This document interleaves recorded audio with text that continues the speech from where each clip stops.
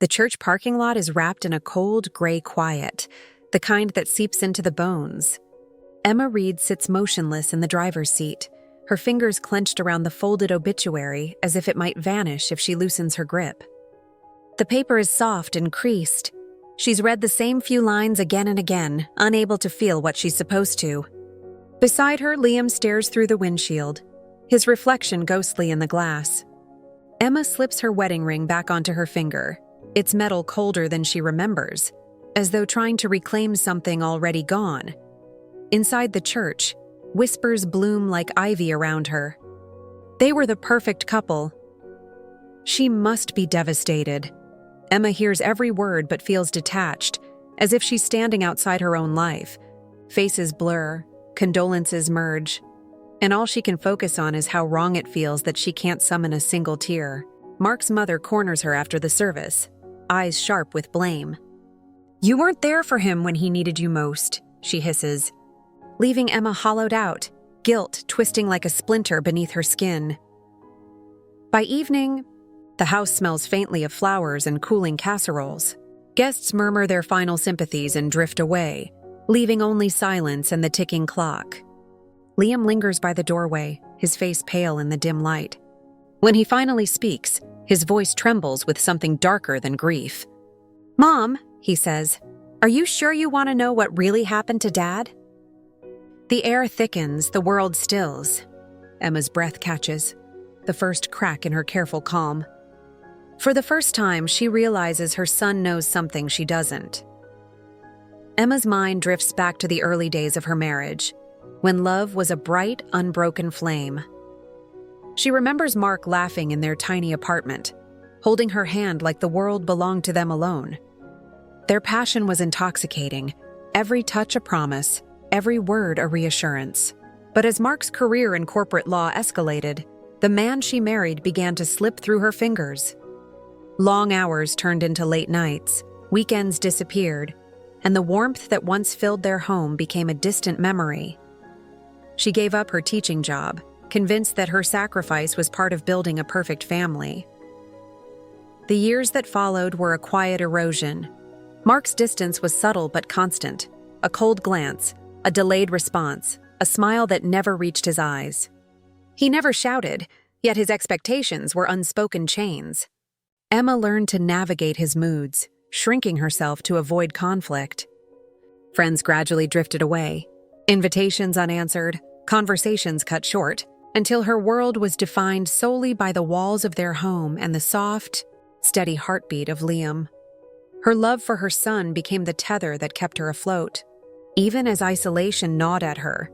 In the present, Emma moves through the house like a careful observer, polite, cautious, emotionally numb.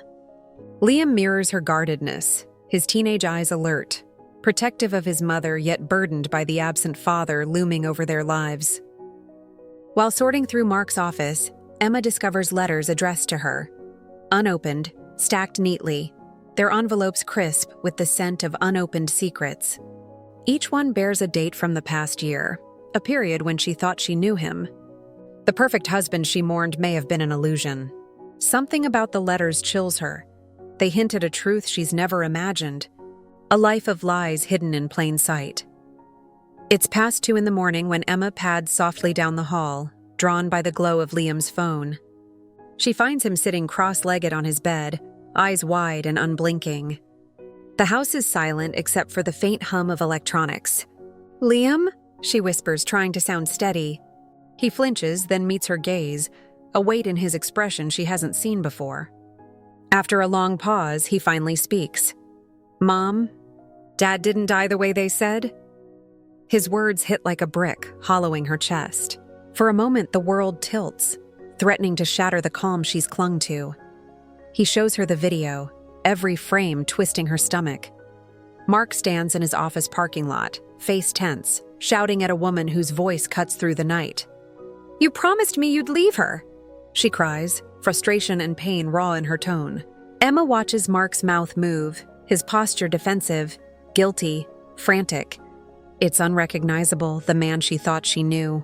Liam's voice trembles as he explains, "I found it on a flash drive, 2 days before he died. The truth, or at least a fragment of it, burns through her disbelief, leaving her both terrified and desperate for answers. The revelation fractures her world, splitting memory from reality. The official story, a tragic car accident, suddenly feels hollow, a convenient lie masking something far darker. Liam admits, almost too quietly, "I think Dad killed himself." Emma freezes, the room spinning. The resentment she'd carried for years now mingles with guilt and fear. She can't ignore it. She begins her investigation in secret, combing through Mark's office, messages, emails, anything that might explain the chaos she never suspected. Every discovery is a double-edged sword.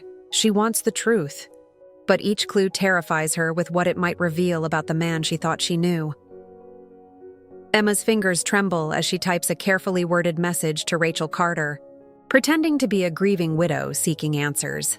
When Rachel agrees to meet at a quiet cafe, guilt shadows every gesture.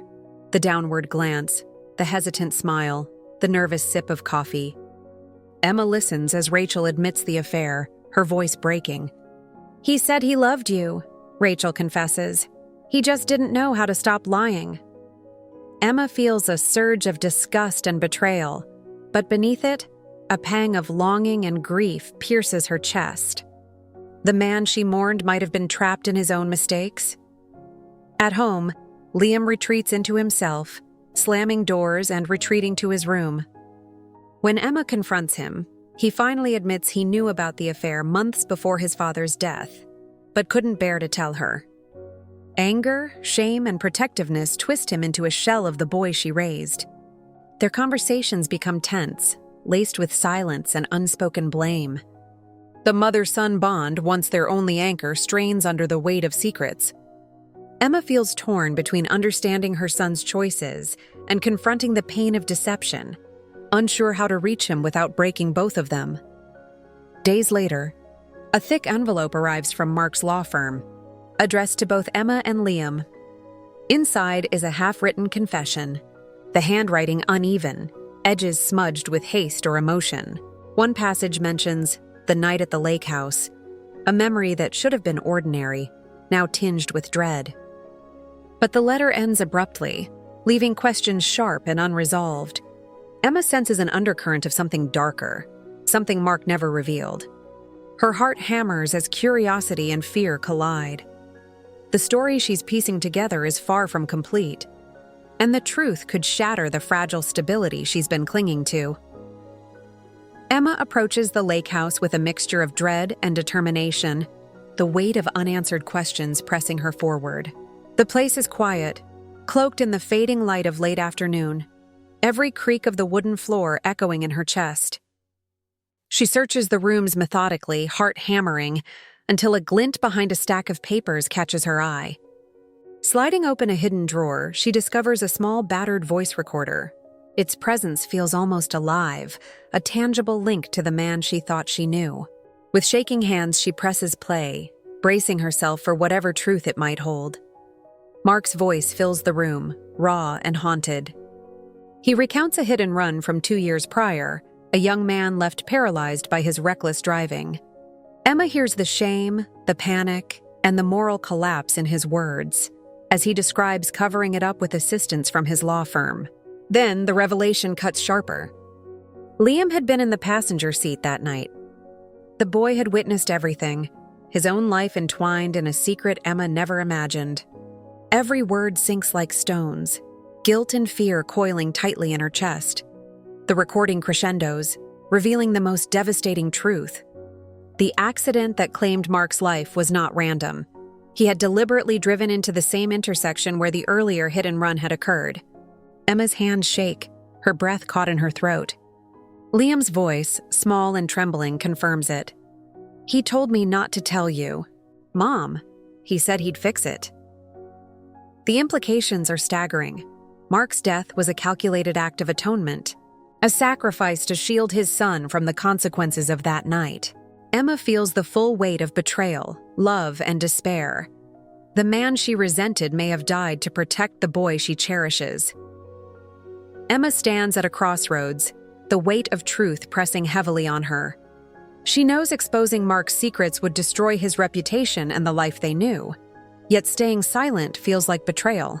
Wrestling with guilt and grief, she chooses a path of quiet justice. Visiting the paralyzed victim, she slips an anonymous check into the donation box, a gesture of restitution without fanfare. It's not enough to erase the past, but it begins to untangle the threads of responsibility and compassion. In this small act, Emma finds a glimmer of control and moral clarity. She sells the lake house, closing the chapter that held so many painful memories, and uses the proceeds to pay off Mark's debts. Returning to teaching, she reclaims a life that once gave her purpose, grounding herself in routines and connections she had long neglected. Liam, carrying the heavy burden of secrets and guilt, begins therapy, slowly learning to process the trauma he witnessed. Their conversations become honest and raw, fear, love, anger, and forgiveness shared openly, slowly knitting together the fractured bond between mother and son. In time, Emma understands that healing isn't about erasing the past, but confronting it, embracing its complexity without letting it define her. Standing at Mark's grave, she whispers words that mingle sorrow with resolve. "You protected us in the worst way possible, but now we'll live the right way." It is an acknowledgement of the darkness, a farewell to blame, and a commitment to live with integrity. Emma feels a quiet strength settle within her, a sense of empowerment born from choice, courage, and the love she refuses to let be overshadowed by betrayal. 6 months have passed, and the Reed household feels lighter, though the memory of Mark still lingers like a shadow softened by distance. Emma sits on the porch, papers spread across her lap, the warm autumn light filtering through the trees. The air carries a sense of calm she hadn't known in years, and even her hands feel steadier. Liam approaches, his posture more confident, a quiet maturity in his eyes.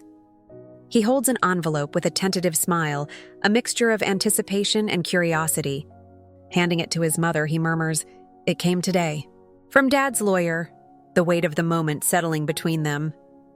Emma opens the envelope carefully, finding a small, slightly faded photograph of their family from years past. Smiles frozen in time, the image captures moments of innocence and warmth. Beneath it lies a note in Mark's handwriting, his words raw yet tender. "For every mistake I made, I hope you both find a way to live freer than I did." Tears well in Emma's eyes, a mixture of sorrow, forgiveness, and bittersweet nostalgia. She folds the letter carefully, holding it to her chest, feeling a strange, gentle release, the past acknowledged, yet no longer a burden pressing on her heart. Liam sits beside her, the silence stretching comfortably, filled with unspoken understanding. "Do you think he's at peace now?" he asks softly, voice tentative. Emma gazes at the setting sun, its golden glow casting long shadows over the yard, a metaphor for endings and new beginnings. "Maybe not yet," she replies, voice steady but gentle. "But we are." In that moment, the weight of secrets, guilt, and grief lifts slightly. Mother and son share a quiet connection, hearts lighter, ready to move forward. The past is finally laid to rest, and life, imperfect but honest, begins anew.